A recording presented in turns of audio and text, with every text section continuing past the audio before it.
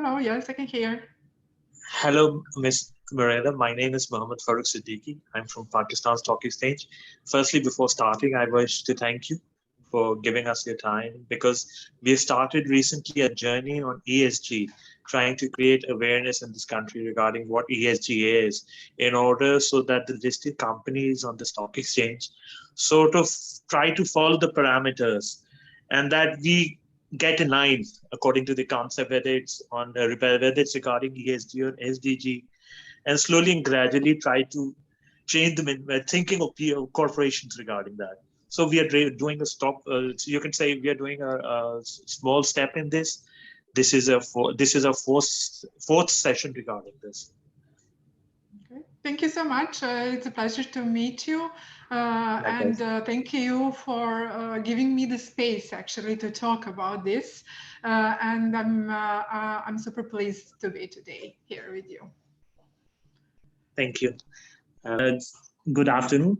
On behalf of Pakistan Stock Exchange, I would like to thank you all to be in this session. I'm sorry for the technical glitch, and I hope this session, which is ESG in our series, this is the fourth session.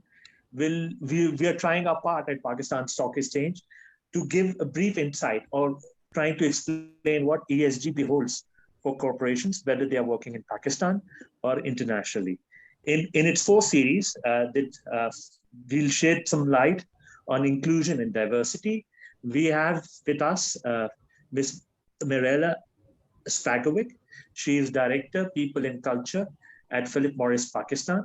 She has 15 years professional experience, and she came to Pakistan last year, starting a position here as Director, People and Culture. I give the floor now to Ms. Mirella to start the presentation. Thank you very much, and I hope you can see my screen. This is very important for me, so I will try to take you through this presentation very briefly. So just let me know if you can see now my screen. I can see your screen, Ms. Mirella. Okay, perfect. Thank you so much. So first of all, thank you very much for this invitation. I wish a very, very warm welcome to everybody participating today. I will be your host, and I'm very pleased because of that. As said, I'm a new People and Culture Director or HR Director for Pakistan affiliate. Originally, just a couple of words around me, although it has already been shared, but just I like to share that I'm also from a very small country in Europe called Serbia, that I used to work across different geographies like South Africa, Switzerland, Serbia. I was supporting two big regions, Eastern Europe and Middle East. And last year in June, I relocated here to Karachi, and currently I'm enjoying my time here very much. In terms of my expertise, it's definitely around talent management, organizational development, employee engagement, org transformation, and of course, inclusion and diversity. And inclusion in diversity is actually the topic of our session today. And I hope you will find it useful. So I will start my presentation with the quote from our former CEO, André Kalantzopoulos. You can see the quote over there, but in a nutshell, he was the one recognizing that inclusion and diversity is a critical business enabler for Philip Morris, that it is not a HR thing or something nice to have, and that we as a company can do much more around that, and that not can, but we should do much more about that. And he urged all our leaders and all our employees actually to put this very important topic in their priorities, work-related business priorities. So that was actually the origin of putting this as one of important business, not just HR, but business priorities. And also, if I go next, it coincided with a big, bold vision that it was like created at that time, and big transformation that we have started and has been in making for many years in this very moment. Our vision, just briefly, is actually to become a science and a technology leader. And in order to do that, currently we are employing more than or almost 1,000 world-class scientists, engineers, and technicians, and we are investing. Have been investing more than $8 billion into the science and research. Our standards are very high, and we expect not only our employees to respect them, but also third-party suppliers, all partners. And in the core of our transformation is actually sustainability or sustainability principles. And it helps us really to address some of the challenges that may come from the transformation itself.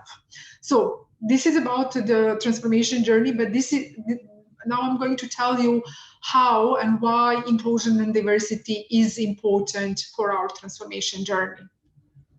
First of all, before I go into this business critical or business impact, inclusion and diversity is actually the right thing to do.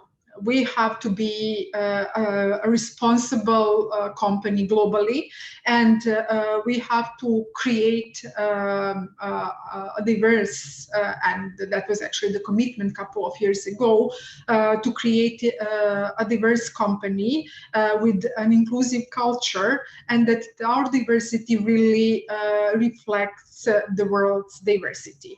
We want to contribute to a fairer and more equitable world.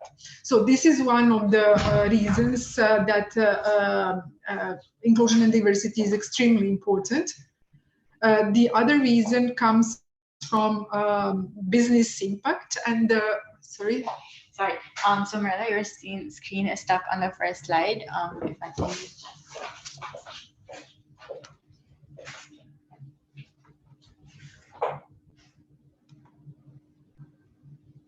Maybe we can. Is it better now? Now, yes, yes. Because now I can. Okay, sorry, I was not aware of that. So I'm going to use, and I will not go into this presenting mode, and I'm going to try to use this mode actually for the presentation. Okay, then I can go to this. We were actually here. So, what is important from the business standpoint? The first thing is actually that inclusion, the companies with greater inclusion and diversity show 3 to 9% higher sales revenue. That 72% higher likelihood of increased something that we call consumer net promoting score. And when it comes to the innovation, which is actually extremely important for us, but not only for us, for all companies out there, companies with greater inclusion and diversity show almost 160 higher likelihood of innovating effectively. And at the end, what is also important for us, inclusion and diversity has the impact of employee engagement and has the impact on well-being of our employees. So those are business reasons for inclusion and diversity. When we think about diversity in Philip Morris, what do we have usually in mind? So we look at it holistically. So it's not only about something that is obviously visible, like physical appearance or gender or race, but it's also about things that are not visible, like education, life experience, our core values that we have, or even our thinking process. Anything can be, we are so diverse on so many elements. And when we think about this diversity, in Philip Morris, we see it as our strength. And as said previously, we are committed to build this inclusive culture and workplace reflective of world's diversity. However, diversity is not enough, because we can be diverse as much as possible and have all these aspects of diversity that I have already shown to you. If you don't have the culture that provides to our employees the equal opportunity to participate, to use their skills, to bring their knowledge, to share their ideas, to speak up, and to feel quite okay when they're speaking up, and to feel valued when they speak up, no matter where do they come from, what is their education, what is the origin, then we don't have, the diversity will not matter. And this inclusive culture is actually the way and the only way to unlock the true strength of diversity. So, of course, everything starts with the leadership. So if you want to have inclusive culture, we need to understand what kind of capabilities do we need to build, what are the mindset that we want to have in our company, and what are the inclusive behaviors. And that needs to be part of our leadership and learning curriculum in any company. So again, what I'm sharing here and what you see here is the basic premises. It's not something that is relevant only for Philip Morris. It's relevant for other companies that have the same approach when it comes to inclusion and diversity. So once when we were when we set these principles, we had to work on a couple of important things related to leadership. The first one was actually breaking down the hierarchy, because we used to be a very hierarchical organization, and also to talk or unpack the unconscious biases which may impact our views, opinions, even our assessment of our people. And all of us, we are biased. We are humans, and being a human being, we are biased. And I will talk a little bit later, a little bit more about that. What we wanted from our leaders is actually that they create the environment when different voices are heard, that they are also able to adapt their leadership style to address the needs of different employees across the globe, because we are, again, a multinational company, that they demonstrate empathy and care, and that they create psychological safety. And we will cover that topic a little bit later, why psychological safety is important for anyone in the organization.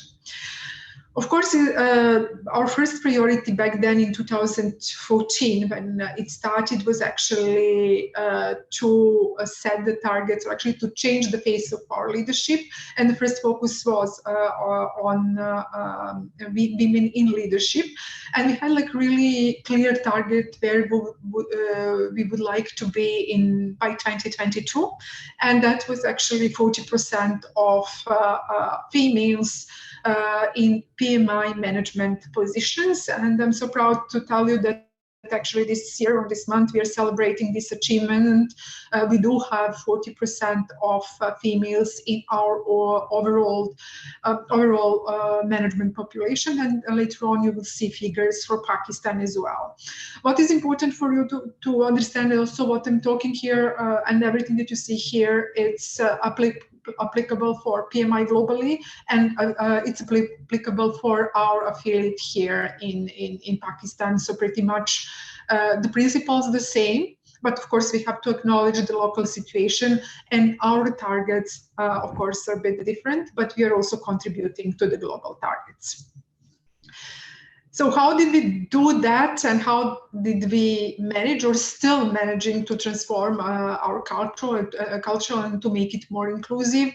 I'm going to talk about three main pillars. The first one is actually powered by perspective, and this pillar talks about inclusive behaviors. What are inclusive behaviors? Talks about psychological safety, and talks about employee resource groups as a support in creating psychological safety, but also supporting inclusive behaviors within the company. The second, and I will talk a little bit more about these couple of elements. Motivated by equity is the second thing, and it talks a lot about our fair practices, balanced gender representation, and proportional nationality representation. And then energized by you is the third pillar, and it's about flexible working arrangements, it's about health and well-being, and it's about parental leaves.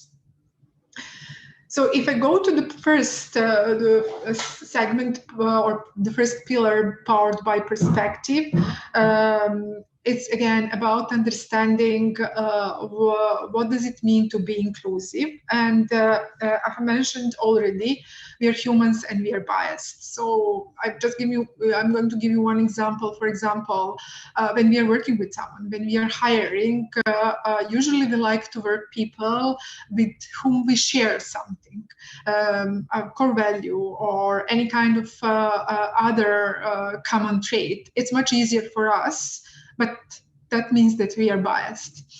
Sometimes when we have like super good idea, usually we like our ideas very much, and what do? We go and find evidence that would support our idea, and would disregard anything that is actually contradicting on core that idea and does not support. So in order for us to be aware of these biases, we provide different learning offers for people to understand what are the biases, to understand how common are they, and also to understand how they can mitigate these. And this offer is furthermore enhanced for the managerial population and for people managers, let me put like that. The second thing you can see here is actually about inclusive communication. So the language that we use is actually something that is creating the connections that we have with others, but it also impacts on our own identity. And the way how we talk, we can actually try to embrace diversity, show sensitivity, show respect, and be very open-minded.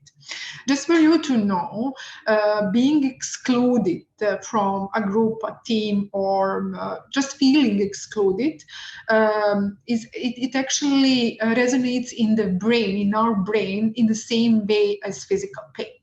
So this is actually the impact of this feeling of being excluded from somewhere, and it can also impact our commitment. It can bring to the enhance the stress levels.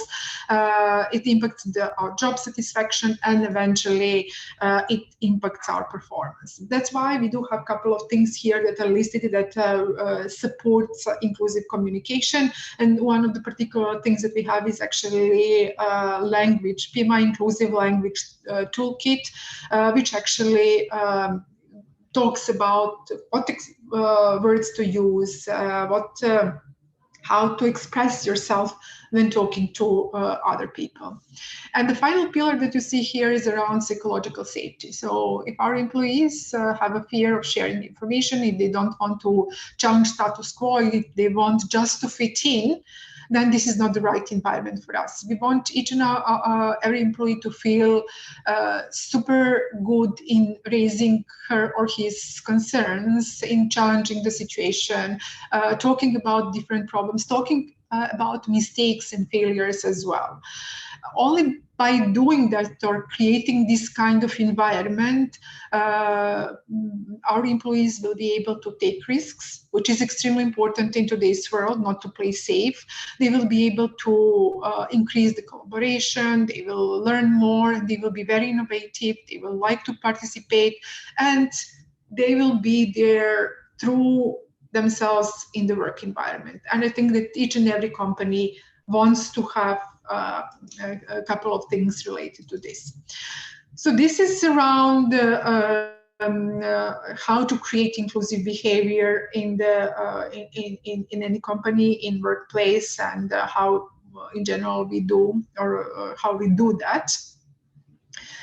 The second thing that I have here is actually around motivated by equity and talks about fair practices. But before I go there, I'll tell you why it's extremely important for our affiliate in Pakistan. You saw global figures, 44% of management population held by females. In Pakistan, our target for year-end 2023 is actually to reach 22%. Why 22%? Because this is actually the representation, at least in my best knowledge, and I hope all of you know that as well. This is the figure or the representation of females in the overall workforce here in Pakistan. In this very moment, we are at 19.4, and of course, 22% is not our final goal. We will continue increasing, and hopefully one day we will be at 40% as PMI globally. In order to do that, we have to have and secure that here in Pakistan our practices are fair. Everything, of course, starts with talent acquisition or recruitment and hiring, and we have to ensure that our recruitment process is actually, it goes without any biases. And what else do we have here as well? We have something that we call balanced shortlist. The purpose of this balanced shortlist, first of all, we want to hire based on merit. So I don't want anyone to hire me because I'm a female. I want to hire me because I have certain level of skills, because I fit the job, I do well my job, and so on and so on. And that is actually the purpose of this balanced shortlist. So we have to secure that we have both the genders there, if possible, with the same percentage, and then we should allow the line manager to hire based on merit. So this is the first thing around the practices. The second thing is around performance management. Usually throughout the year, performance or assessment during the performance time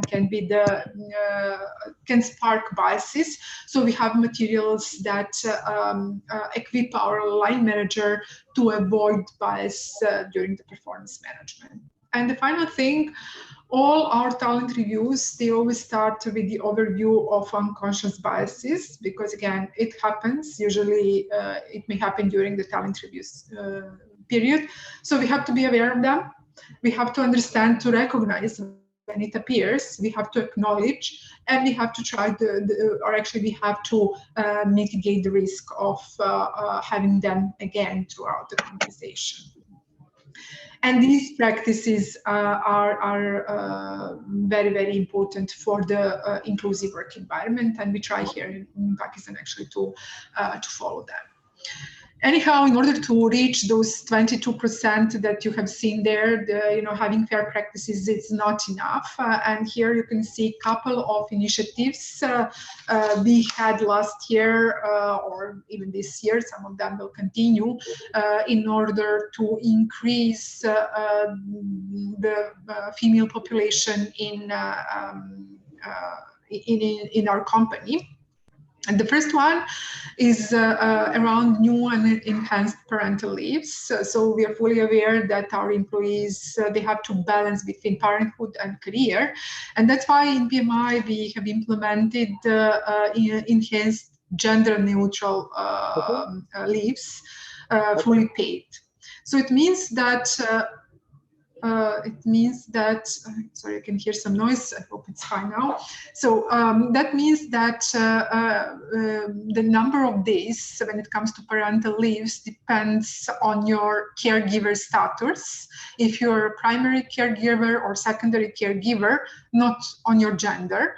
And our employees can decide if they are the primary or the secondary caregiver. So this is how it works, and they can take it in any kind of option or variety throughout the year, but they have to use it during the first year after the child was born. Furthermore, these parental leaves are applicable not only for biological parents, but also adoptive, legal guardians, and step parents as well. So we expanded in that area as well. So that is the first initiative, which should help females really to balance work and parenthood or their career, but also males as well. So again, it's gender neutral.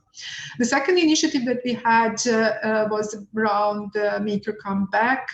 I think that the responsibility of each and every company in Pakistan is actually to expand the pool of talents or female talents out there. And we are fully aware that sometimes females, they make their career break because they relocate, because of the marriage, because of children, and so on and so on. But after a while, they may decide actually to come back to the corporate world, and they may feel a little bit insecure about that, or perhaps their skills are not up to date. So this program was actually launched to provide the platform to those ladies out there that had this career break, and now they would like to come back to the corporate world. And we were offering a 3-month program with really good projects. And during that period, they were able really to sharpen their skills, to polish their skills, to learn something new. At that moment, we had 10 females participating in the program, and then out of 10, 3 continued with us. And we're hoping that for the rest, we enhance their employability for some other companies, or perhaps in the future they stay in our base, and we will have a chance to hire if the opportunity comes. Of course, for us, we also have to think about the headcount, so we cannot increase without thinking of that. The third initiative that you see here is Empower Her. This is an apprenticeship program for females for our factory in Sahiwal. This was for the first time in our history. I think we had this apprenticeship program. I think it's the first time. And it was actually for females. In order to do that, we had to go through the whole process of like having a proper hiring or sourcing hiring process, having a proper assessment process, and also a good onboarding process, which is actually critical for their success. And we also had to adjust and change some of the policies and practices that we had here. So that is also an additional initiative. And then the last piece that you can see here, it's a global women in leadership program, because we acknowledge that some barriers that females may have in their career may be different versus what males may have or face. And on the right hand side, you can see some other initiatives like networking, like Women Inspiration Network, breast cancer awareness session. Having in mind, we had it because we have like in mind figures that we have here in Pakistan, and we thought that the awareness is extremely important. Then celebration of Women's Day, and also what we try to do to have inspirational sessions with inspirational females that are in our organization in PMI and currently working across the globe, or they're inspirational leaders from other companies here in Pakistan, because we want to learn from them, and we want our female colleagues and male colleagues as well to learn from them. So I'll go next. And the plan was actually to have a small video here, but because I don't have that small video, we will probably try to put it at the end, and I will ask Sarah to assist on that if possible. If not, perhaps we can share it later and see it later. So I will go to the next critical pillar, or the last one, let me put like that. We call it Energized by You. And it talks about two main things. The first one is around the flexible working arrangements. We allow our employees at this stage to choose what is the best combination of remote and office-based work for them, depending on their preferences and other situation that may have at home. And what I want to say that globally in PMI, these flexible working arrangements started like 2-3 years before the pandemic. So, but the pandemic accelerated, and obviously the learning was that we can work from home as well, or combine, or work in this hybrid mode. The second aspect is around health and well-being, of course, the pandemic brought this topic to us. I actually put it, not brought, it was before as well, but now it's one of the priorities to take care of employees' health and well-being.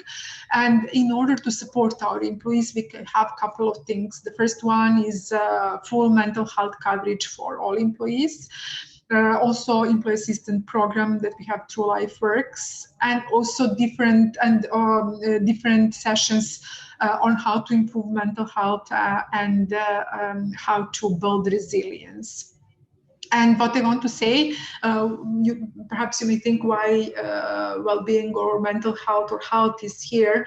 Health can be also the reason for someone feeling excluded or included, and that's why it's important to talk about that. And particularly we have to focus on mental health, which can be also one of the triggers for inclusion or exclusion. And the last two elements that you see is around the health screening checkups that we have for all our employees, because we think that early detection is much better than facing some challenges later. And one medical plan. So all employees that we have in our company, they have one medical plan. Actually, all the limits are the same, and we do not make the difference based on position, based on any other element. Okay, I hope you can hear me and that the topic is interested. So I go to, I have concluded just these big three items or three pillars, which talk about, again, what are inclusive behaviors and how to become more inclusive, what are the initiatives that we should have in our company and that drive different diversities, and also what are the practices that help employees to, to address potential challenges in the company. Okay. Anyhow, we are not focused only on our employees and what we do for our company. We also we are trying to drive inclusion and diversity at community level, and I'm going to share very briefly three main initiatives. The first one is around the skills training program. This is relevant for our premises or our factory that we have in Mardan. So over there, Philip Morris is trying, or Philip Morris Pakistan is trying to be very responsible in terms of what we're providing and how we are impacting the local community. And you can see that actually in 2020, we had 200 young girls going to the training of tailoring and stitching. And last year we had 700 children going through two different trainings. One was tailoring and stitching, and the other was electrical work. And definitely we plan to continue with this initiative. Other two initiatives, the first one was the collaboration with the Cash Foundation, and the project, or actually the focus, was to empower females by providing them a professional training in food catering. And the focus was actually to give the real business knowledge on, for example, how to talk or how to address or how to deal with the clients, how to do the proper communications around communication skills, techniques of business management and budget. And we have also provided the support to join digital platforms to sell their products in a sustainable fashion. So that was, and you can see that around 250 females went through this program across different big cities in Pakistan. And the other initiative that you can see here is around encouraging employment of people with disabilities, or we call it also differently abled colleagues. But this was more for external population, not internal. The project was actually around recycling, and the recycling facility was set in Karachi, and the training was provided on how to collect, how to sort, how to convert different plastics in something that they can use daily, or we can use daily, like plastic tiles, coasters, small planters, and so on and so on. So on one hand, it has like two main goals. The first one is actually to raise the awareness around littering and what to do and how to dispose waste in a proper way. And the second was about empowering people with disability so they can learn they can learn in a decent and sustainable fashion. So this was a little bit what we do. This was also what we do for the community, what is for us important is actually to measure and to see. We don't want it just to talk about things or do things. We want also to measure if we are progressing. And you can see a couple of certifications that we have here for our affiliate in Pakistan. The first one is Equal Salary Global Certification, and we are the only company in Pakistan that has this certification provided by the Swiss Equal Salary Foundation. And this certification actually confirms that we pay men and women equally for equal work. But what is important, this certification is not only about analyzing salaries. This certification includes also analyzing of all our processes, including hiring, including performance management, including talent management. And we are very proud here in Pakistan that we were again certified, and we have it for our affiliate here and for global as well. Other two stamps are actually what you can see here. We are also a top employer for 2022. Last, or actually 2 weeks ago, we also got our Global Diversity, Equity and Inclusion Benchmark Award. And the final thing that you can see is actually that we were added to the Bloomberg Gender Equality Index for 2022, talking about and giving the credit to our practices that we have in our affiliates in PMI globally. When it comes to the Valuable 500, it's about people with disability, and our company, around our CEO, they have signed, he has signed the initiative a couple of years ago. He signed the initiative a couple of years ago, and this is putting disability inclusion at the top of our business agenda. Globally, we do have the employee resource group dealing with that particular type of diversity, and locally we are still defining what is the best approach, how to translate this into our initiatives when it comes to this particular diversity. And the final thing, being diverse is very easy. If you put some effort, definitely you can achieve. But again, being inclusive is not that easy. What we want to measure how inclusive are we, and how, of course, in order to improve. And in order to do that, we do have a research partnership with the IMD Institute for Modern Management Development in Lausanne, Switzerland. And the purpose of that is actually to see how to measure and how to improve our inclusive culture. So that is a little bit about that, and now I'm going to the end of the presentation. What you see here, in each and every moment of the employee journey, we do have some interventions that talk about inclusive and diversity, or support inclusive and diversity, or train people around inclusive and diversity. So that means I will not go through these elements. I just wanted to share how it looks like. And what I want to say at the end, inclusive and diversity is our priority. It's not a flavor of the day, and definitely it will not disappear, but will stay for a very long as one of our priorities. We listen to our employees and we act upon it, and when we act with full determination and commitment. We are super proud of our progress, but we also acknowledge that we can do more, always more. And what is also important, inclusion and diversity, it's not just the responsibility of senior leaders, human resource departments, or diversity officers. If so, it may not work. It's the responsibility of each and every employee in our company.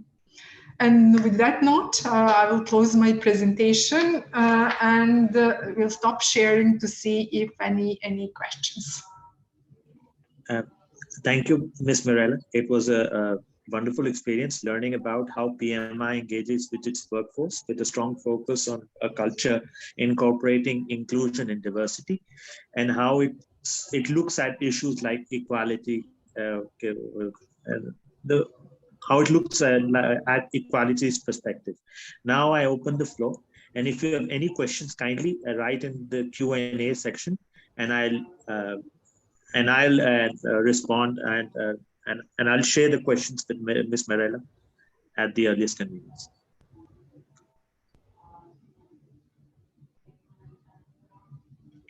Okay, I see no questions. I have a question for you. Was it useful?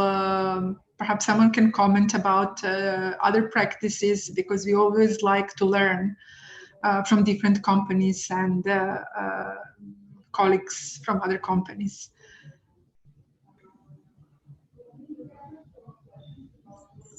Ma'am, there's a question. Okay, no, sorry, this isn't a question. Ma'am, I have a question. Do you feel that the concept of diversity is ever applicable here in Pakistan, compared to the fact that there are perspectives regarding race which isn't that implemented over here?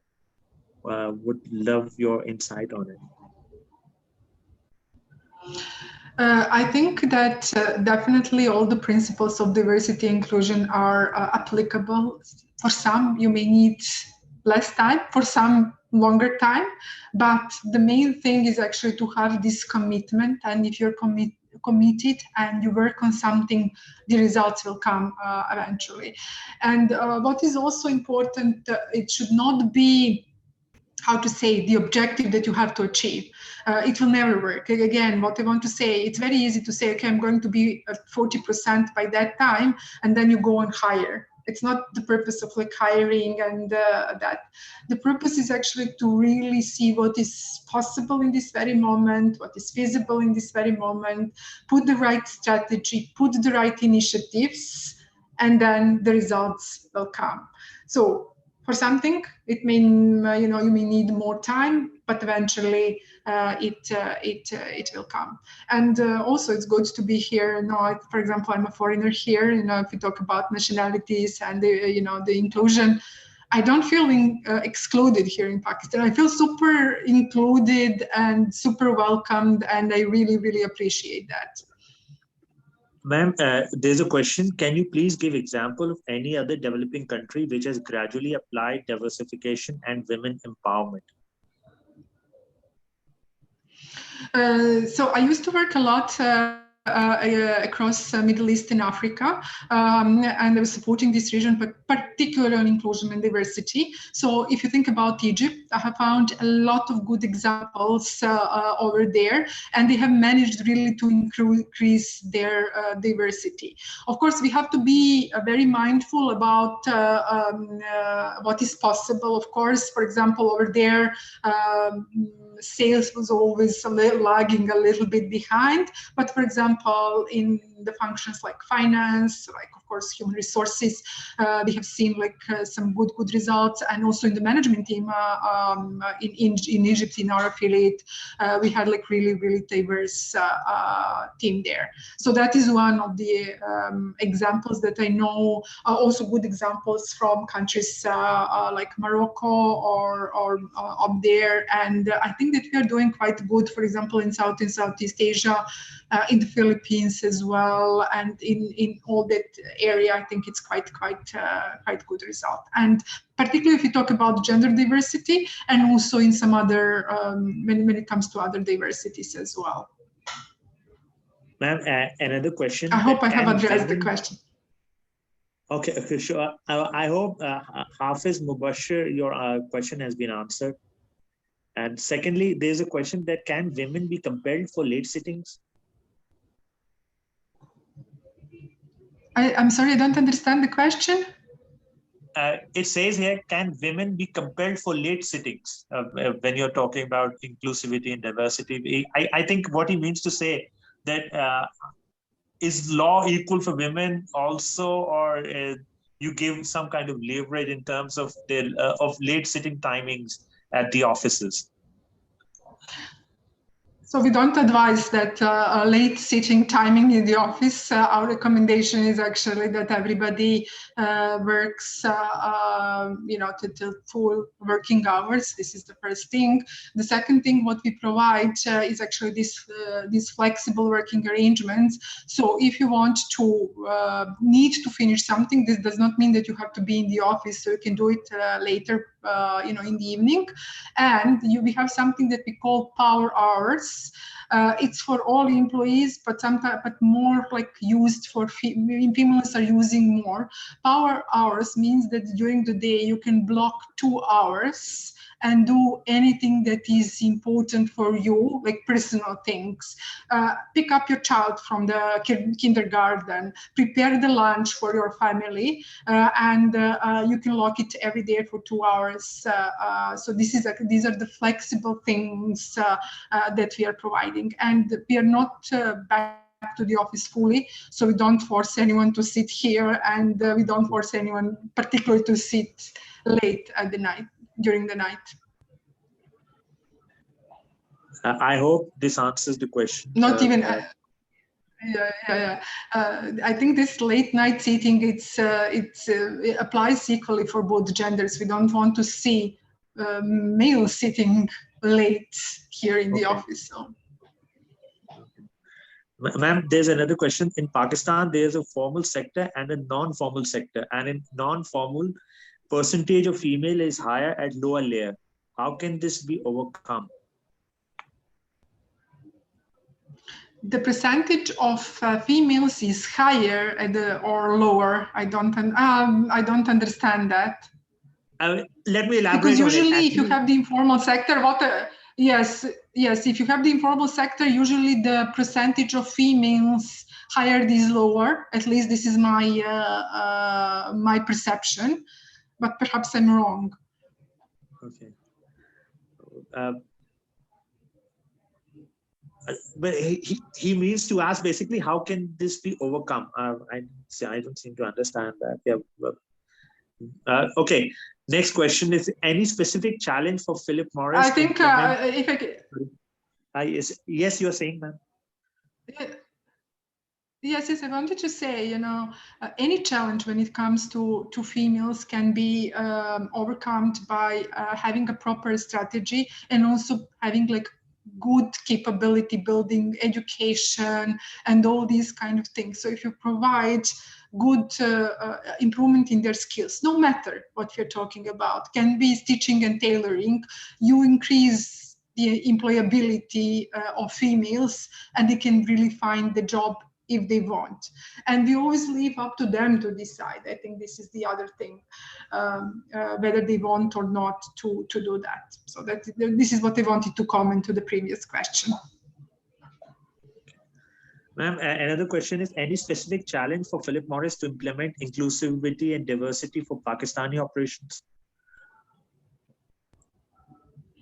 For Pakistani, in general, yes, we do have challenges. Of course, it's like we focus, we work very hard, but in this very moment, I think a lot of other multinational companies, they have pretty much the same priority of also increasing the number of females in their organization. So, on that front, we have to provide the right environment for them and right progress for them, so they can come and work for us. This is the first thing. The second thing, I think for males is also very important to learn how to work with females and for females to work with men. So it's also providing some trainings on that particular aspect can be also, it's not a challenge in a negative way. It's actually a really positive challenge, a challenge that you want to have, and then you put all your efforts in achieving it. What we would like to see, it's like, again, more females entering the workforce, but it's not just on us, it's also the situation in the country and the decision to related to the education and so on and so on. So, but I think the country is on the right track, quite positive progression. And I have met personally a lot of males quite vested in improving the situation for females, and also a lot of inspirational females. Thank you for the question. I hope this answered the question. Thank you. Ma'am, next question is that, is it necessary to enforce diversity targets, or should it happen organically? A very good question, and thank you for that. It really depends who is doing that or not. I think for the companies like Philip Morris, we used to be, and we are still, a very much number-driven company, which means that, achieving volumes, achieving sales, achieving share of market, achieving all these figures is actually part of our DNA. So when you have that kind of company, then setting targets is actually a very, very natural thing to do, because our leaders, they are used to that, and when they see the target, they will change, they will shift their mindset. So that was actually in the beginning, and that was the reason that we introduced the targets. However, achievements of the targets should be really done in a proper way, without pushing, without faking. Because even if you try to, hire suddenly 10 females just to have your figures, it will not work. I know some affiliates, they have tried something like that, because again, I was working in inclusion and diversity department, and does not give result. You have to have proper initiatives in order to achieve those targets, but your leadership team, sometimes it really depends, but sometimes can focus on these initiatives only if there is a target to achieve.